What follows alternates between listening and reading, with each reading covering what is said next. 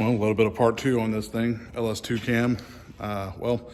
Middle cam bearing fell out. So since now the engine has to come out anyway, my buddy decided if the engine's coming out, we're doing a 6-liter. Try to work out with a deal with a friend, whatever. He's being salty about shit for some reason. I made a trade deal for a Chevrolet truck.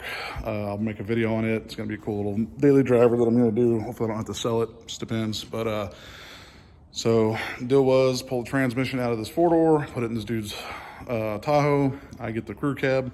We know the engine's messed up. Well, unfortunately, it was like, well, if that engine doesn't need much work, I'll hook my buddy up with it and he will have a 6-liter. Well, lo and behold, this guy's checked out, rod split in 3 pieces. Piston was in a lot of pieces.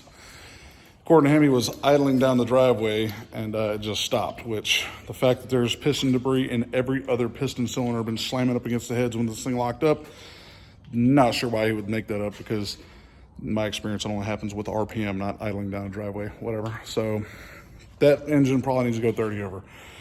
So lo and behold, I was like, I got a 6-liter, it's 20 over. If we can find the pistons, we'll use that. Searched high and low, we found 7 out of 8. Well, he's just like, you know what, we're already putting money in this thing. Boom, called DSS, did the same thing I did for that guy over there, my 64, 6cc domes.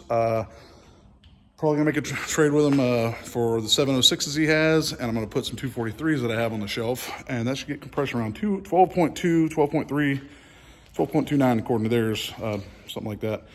So that, and then the cam that come out of that busted ass engine right there, that is like 1 degree smaller than a GM hot cam, low lift. So we'll keep the low lift springs on it, run that for now, and then it'll go back in this truck.